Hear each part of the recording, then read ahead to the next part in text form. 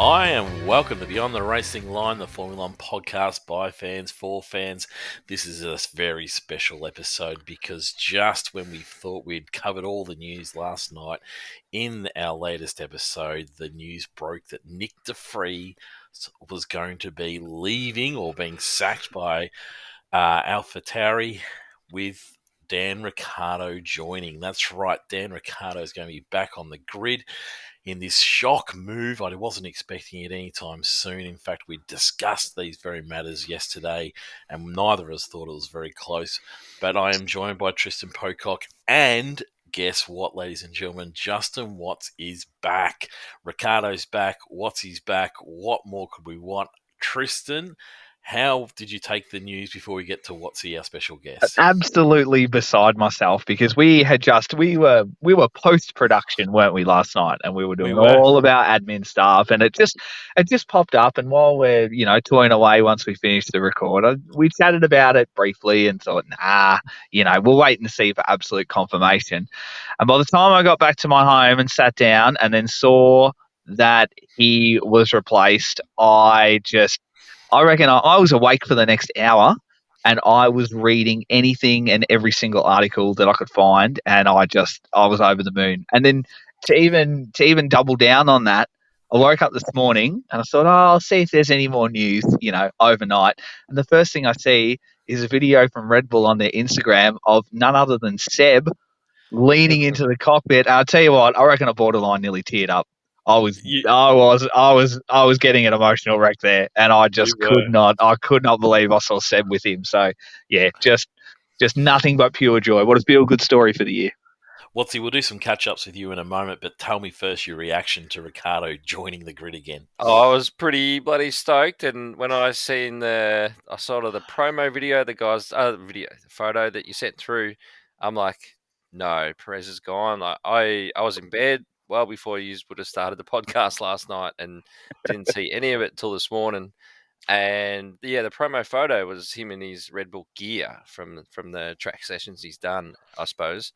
And I was like, no way. And then, read into it. It's AlphaTauri. So just happy to have him back on track. It's pretty much fully engaged back into Formula One now. We on Beyond the Racing Line, everyone knows we love to fantasize about different moves that might happen within Formula One. In fact, I think Tristan laid out one of the most ridiculous things I'd ever heard. It was a conspiracy theory given to him by somebody else, but it was certainly something else. But we love it. We love that sort of thing. But I tell you, it definitely caught me by surprise when Nick De Vries was.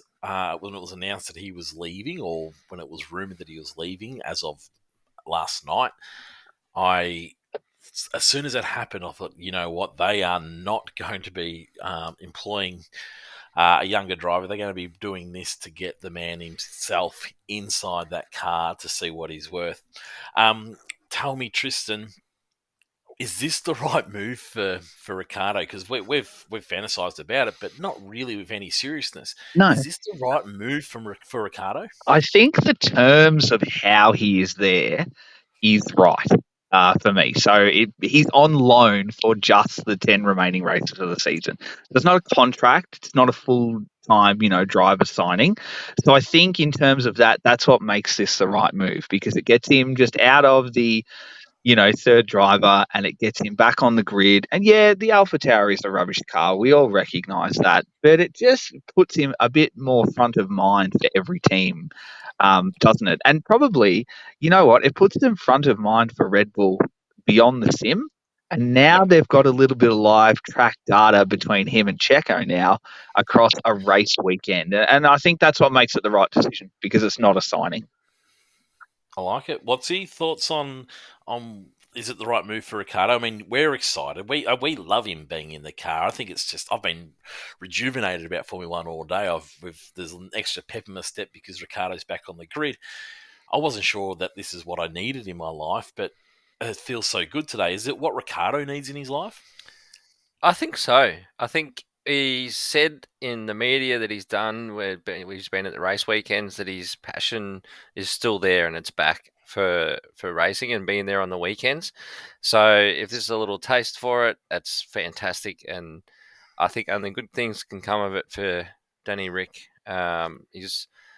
It's all been worded very well, and I'm sure we'll talk about how Ted went about things and what he said. But on loan, and he's just had that track day. I'm really interested to see if he was doing sim time in the AlphaTauri sim as well. I don't know that he'd be able to. I mean, because they're separate teams, I would have thought that wouldn't be allowed within the rules of Formula One. I mean, I know they're owned by the same mob, but because they're separate teams, I'm not entirely sure he'd be able to. I mean, on his track day, it was. I mean, and we haven't had any official timings come out, but there's been plenty of rumor mills that he was able to achieve a time that was equal to P2 on the grid in that car with only spending a few hours in there, which is a good sign. I also did see a video also of him going around pretty early on in his testing. But yeah, by all reports, he was very impressive inside that car. Now, it's one thing to be able to do that on a test day without all the other cars on track and without all the pressure. But there seems to be some positive signs there. What you brought up something about Ted? What were you referring to there? What's he? I was reading one of many articles today, but Ted sort of pointed out that in Dan's post, he said he's happy to be back on track in the Red Bull family. So Ted was like, well, he's not even going to mention the AlphaTauri name. So Ted thinks it's a bad idea that he's doing this. Right. Interesting. So I was reading an article that was reporting on what Ted said. So I didn't actually see Ted's article. Yep. Do you think, and this can be for either of you, do you think that Ricciardo had a choice in this matter once they decided that, right, they're not going to stick with Nick, and we'll talk about Nick at some stage through this. They're not going to stick with Nick. Did you think Ricciardo had a choice? Because if Red Bull come to you and say, look, we're sacking Nick, we're putting you in, and he's already come out and said he's not interested in a driver like that, is that the message he wants to be giving to Red Bull? Or do you think that he was sort of stuck in a spot where, well, I have to say yes, they're my employers for starters. I've got to go and put myself out there. Or do you think that he's just itching to get back on the grid? Tristan, start with you. Yeah, I think he did have a say in it. You can tell by his reaction; it's just pure unbridled joy. And if one thing that really caught my eye across the Silverstone weekend was exactly what Dan was doing at the Silverstone weekend. And in the pre-show, he was sitting between Max and Checo, being a bit of a host guest for a few questions for the F1 show. And then after that, last time I saw him, he had a GoPro in his mouth flying on a BMX ramp doing stunt promo, and I just thought, that's not what he is about, and that's not his place in Formula One. So you can tell by his reaction that I think he had 100% of the say whether or not he was going to take it. And if you have a look at what he was doing on Saturday and Sunday, as opposed to what he could be doing in a week's time, I think he is a very happy man to be back on that grid, regardless of what he's in. Yeah, I had heard reports that in Miami he had admitted that he was ready to get back into a car, and that he knew that was still the place he wanted to be, and that's been burning away since then. So yeah, I'm with you. I think it was joy, and I think he was going to jump at the chance to get in. I sort of wonder whether they've actually worked that out with him. Yep. Obviously, before they've gone and sacked Nick, because I'm not sure that they would have done this for Lawson necessarily. Nick may have got a longer go at it, but now that they've decided that Ricciardo was keen, he was on board with his plan, I think they've gone and pulled the trigger. What's he? Anything to add in there? Oh, I kind of think he might not have had that much of a say in it, as what you guys are saying. I think he was contracted as the reserve driver for both teams, and this is what's come up, and he's sort of been told this is the situation. And I think kind of what you guys are saying, I think, just watching him in his social media and what I've seen around on the weekends and that in his media, I suppose, he was ready, so he's jumping at it anyway. Yep. Yeah, it wouldn't have been a good look anyway, would it? I mean, you can't exactly go and say, no, look, I'm keen to be in Formula One, but not that keen. But he has to show that he's willing to do whatever it takes to get that seat back. He's got that hunger. He's got that drive. Absolutely. And the other thing is too, if he had to decline, if they had to work something out where he could decline that seat, then that's not really sending a very good message to Checo, is it? No, So that's right. that's just saying he's really here for Yep. your sacking. Yeah. Yep. Let's move on to Yep. Checo, because that's another interesting element of it all. How much pressure's on Checo now? We talked about this last night, where he hasn't been able to get into Q3 for the last 5 races. He's been completely outscored by his teammate at this rate. He's looking like he'll be outscored by 200 points. He's in one of the strongest cars that we've seen in Formula One. However, he's in a battle for second place in that championship. There's been some awkward videos pop up online with Ricciardo and Perez, and obviously he knows the situation. Does this load extra pressure on to Perez, Watsy? Absolutely. Yep. No matter which way you cut it, there's way more pressure on him now. I'm sure the pressure was already there, but this is just an It's elevation. it's like an extra step. Yep. Tristan, anything to add there? It's George and Valtteri 2.0, isn't it? It's in every way. Yeah. Apart from Ricciardo's not the young gun coming through, but he is sort of the favourite son, isn't he? I mean, I don't know that many drivers would get away with leaving the team, going and doing a bunch of other things, and then coming back in this way. I mean, he does seem to be a bit of a favourite son of theirs, and Horner has always spoken really highly of him. I don't know that Helmut Marko has anything but good things to say about him. He's a little bit more honest about things sometimes, but yeah. Let's get on to like what is this car capable of? What can we look forward to? Because I was going back, and some people asked me today. They said, "Is it just going to be trundling around at the back of the grid?" What can Ricciardo expect to achieve in this car for the second half of this season, Tristan? I think he can expect to show that side of the garage is capable of beating Yuki. Yes. Yep. I think that's the first thing, and I think on one of those days that you get, like Spa a couple of years ago in the rain when George ended up qualifying, P2 or whatever. On a day like that where everything just goes the way of the back markers, for a better word. Yep. I don't think saying that maybe a 10th place somewhere is out of the question, but really circumstances are going to have to fall that way. That weather, everything's going to have to go that way. But it's probably more just as proof that side of the garage could beat Yuki. So, I mean, I'll put it this way. Sonoda's first 3 rounds was an 11th, an 11th, and a 10th. I mean, that's around the mark. Now, we're a long way from those first 3 rounds, so quite often we will see those sorts of results. Think about the Hasses of the past, or even Bottas in that Alfa Romeo. We get some good results early in the season while everyone's coming to grips with where things at. In Silverstone on the weekend, they were a long way back. Yuki didn't go so well in Austria, so they've moved further and further back. I don't have huge confidence in the way that they can develop this car. However, it feels a lot like there is something to work with there, like you say, on the right day at the right track. What's he? Sorry, I was just looking back past through the past results. I think it's hard for me to comment, and there was a few comments on the page today. I'm looking at this through rose-colored glasses, so I'm seeing plenty of point finishes.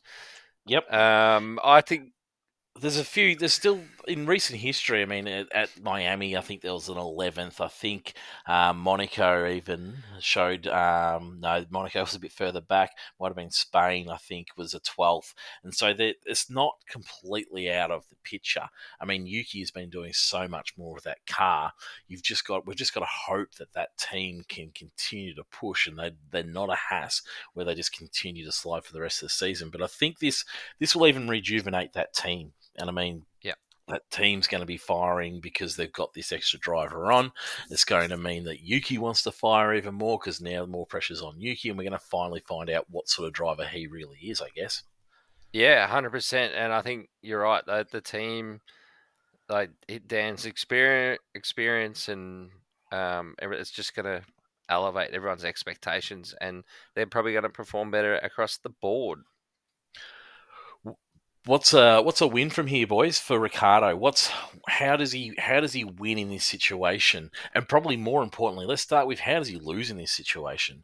I mean, it's is a loss, Tristan, that he simply is done by Sonoda in points from here for the rest of the season. Nah, I think a loss would be in the form of a string of DNFs or getting beaten frequently on, over the next 10 weeks by the Hasses and by probably the Alfa Romeos, who say would be in the league with the Alpha Tauri. So I think, if you're looking at teams that he's competing against, he's really only competing against those two. So if he's bottom of the pack against those others, the other five, that's a loss. Okay, so let's talk about a win. What's a win look like for Ricciardo here? A win looks like, I guess it's just reverse of that. It is on the odd occasion beating Yuki, or just beating Yuki for the next 10 weeks. That's probably the biggest win of that. And then, a minor win would be over a race weekend. He'll get beaten by Yuki every now and then. I have no doubt about that, just because Yuki's got the experience in that machinery. But then if he's getting done by, both Hasses and both the Alfa Romeos, that's the big loss. Yeah, no, I tend to agree with you. I think best of the rest is where he wins from here. Yeah. If you can be that car that's best of the rest, steal a few points here and there. I mean, the beauty is that Yuki's only managed to pick up 2 points, so a good race result with some strange happenings throughout the race, and he can be in the right space at the right time, which is a real Ricciardo-esque sort of move, particularly earlier in his career. We used to be able to see that sort of thing. He could actually really propel himself into this championship, and I think there's a few good points gatherings. I think good speed and just showing that he hasn't got what was holding him back at McLaren. Just showing that it was the McLaren, it wasn't a Ricciardo thing. And so it seems, but he seems to be in pretty good stead going off what you were hearing about the tyre test that's happening over at Silverstone at the moment. Anything else to add, boys, about your excitement on the Ricciardo situation? I just want to just say that I think with the win and loss thing, I think Dan's going to end up with more points than Yuki towards at the end of the season for starters. So that's a win. I love it. Yep, I tend to agree with you, and I'm with you though. It could be so rose-colored you said glasses. I don't even know, but Yuki's only has only got 2 points this season. Is that right? Correct. Yeah, that's right. So that's a given. I reckon he'll be able to do way more with that than Yuki, I think. Yep. Yeah, my only trepidation is I'm not sure that this car's going to give him too many opportunities. He's going to need to, I think, particularly in the sooner rather than the later, he's going to need to rely on some things happening within races. Yeah, but we know that he can do that. He does that. Yeah, no, I do agree. Won yeah. in a McLaren at Monza. Yes, because of things that's like right. that. So that's true. That was probably the only weekend that I didn't have a bet on him. I was going to ask, is Beyond the Bet back for the next 10 weeks? Yeah, probably. No, I'll have to find some value bets in there. There's plenty of options, but I might keep you posted on that one. And also, just for the lose thing that you were talking about, I think this is a win-win situation for Dan. Like I don't think he's on loan, he's filling in, he's helping out. Like he's not going to lose anything in this. I think if he gets pants by Yuki, which I'm not expecting, I'm really not expecting that to happen. But if he does get pants by Yuki, I think that's it for Ricciardo. I think the McLaren situation, if he can't get it together by the end of the season after half a year in this, I know he hasn't had all the rest of the time, but these guys don't actually get that much time before the season anyway, so they do have to sort of work their way into it. Yeah. I think that could be curtains for his career, but like I say, I'm not expecting that one bit at all. I'm up and about Ricciardo. Moving from Ricciardo, Nick De Vries, was he really unfortunate? Was he harshly done by here, Watsy, do you think? Probably, yeah. it's another example of the Red Bull meat grinding system. I mean, they bring through wonderful drivers and they give lots of opportunities, and that's what you can say about the Red Bull program. Yeah. However, they also have this habit of really crushing the spirit of drivers. We've seen it before with Kvyat. We've seen it before with Albon, with Gasly, with a bunch of other drivers that didn't even quite make it. And then we've seen it with Lawson. He's been snubbed twice, once for this older driver, and then once again mid-season. Now, they may have the reasons for that, but there is, it can be a harsh world at the Red Bull Young Driver program. Tristan, do you think that that Nick was really hardly done by? No, not at all. Why do you say that? Because I think they were hesitant to sign him in the first place because, you know, he'd been a Formula E champion. He's been a Formula 2, Formula 3. You know, he's got a huge long list of championships. But then he had his opportunity to step into Formula 1 and he was overlooked. And then it was really a drive off the back of one or two good fill-in races for a weekend. So, you know, if that's what you're getting your contract off, then there's not a huge amount of faith in you in the first place. And to be quite honest, no points at all whatsoever. I think it's only him and Sargent that haven't scored points. And you got to be doing something. And he just caught in no man's land down the back of the grid. I don't think once across the season have I wondered or even paid attention to how he's going or where he is. And that's because he's almost like a ghost in Formula One. You don't see interviews from him. You don't hear from him. You don't see him. He's almost invisible. It's a tough world, Formula One, but you know what? So it should be. Franz Tost did say that some drivers need up to 3 years to sort of find their feet in Formula One, and that's probably true. There's some drivers out there that have missed out because they couldn't get it together quick enough, and if they had have had more time, we might have seen some really great drivers. However, it's also there's only 20 spots in the world. There's plenty of drivers looking for those spots. You just can't afford to, and particularly in a high results driven business, particularly in that Red Bull team. Anything else, boys, you want to add to the moment? I'm already shopping for a mini helmet, so I was just about to say I haven't had a good shot of the helmet yet. Oh, it looks fantastic, and I have been all over the Ricciardo shop and the Red Bull shop because I'm really hopeful that tomorrow morning I'll be able to buy one. But I'll send you a photo, Jay. It looks incredible. Oh, I love it. All right, well, now while we've got Watsy on, we've got to have a quick chat to the man. Now, Watsy was actually, and I did explain this, I think, on an episode not long ago, Watsy was concerned that we bring his name up and people don't actually know who the man is when we talk about Watsy. When we started this wonderful journey of podcasting, the Beyond the Racing Line, I think it was 6 or 7 years ago now, Watsy was there right from the foundations up, and he was always our probably brutally honest companion on here. However, over time, work commitments and other commitments have sort of got in the way, and we don't hear enough from Watsy. But how are things, mate? How are you going? Yeah, all going really good. Work is insanely busy. We're life on the farm, 5 Acre Farm YouTube channel. That's actually going quiet as well. We're just kind of knackered. There's not a lot of growing happening at this time of year. Not so much during winter, but needed a bit of break from that as well.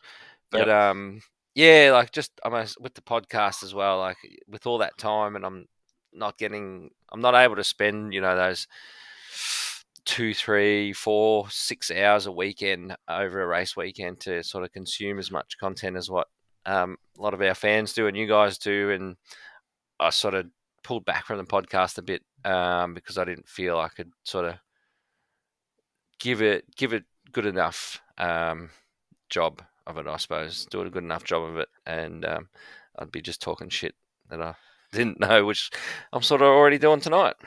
Oh, I love it, and I think there'll be plenty of listeners they're very happy to hear your voice again. And There are some people that are really concerned, and I love that it was my favourite comment of the day. Even though I'd read all the other things, what's this going to do for what's his bank account? And Yeah. I think the answer is fairly obvious. He's getting on board, maybe not for the wins, but I tell you what, I can guarantee you'll be on board in different ways. I will be, and as I was when you came down and stayed with us the other weekend, Roger, I said I actually haven't had a bet for quite a long time on anything. That's right. But I will be having a flutter and seeing where I can find some value in some multis It's with back. Dan. It's back. I think the kind of bets that we'll get with Dan is like finishing top 16 or Yep. finishing for starters. Yep. Is an option you get. So yeah, well, I don't know. I might flick his through a few things that I might find, and if you want to bring them up, you can bring them up. But yeah, I won't be going too silly. And if anyone's listening, do not bet on these bets. And if you are, gamble responsibly. I'll tell you what, Saturday morning there'll be an inbox with you putting $5 on Dan for the win. I cannot wait to see it. It's not this weekend though, is it? It's next weekend. Next weekend. Yeah. Next weekend. It'll be there.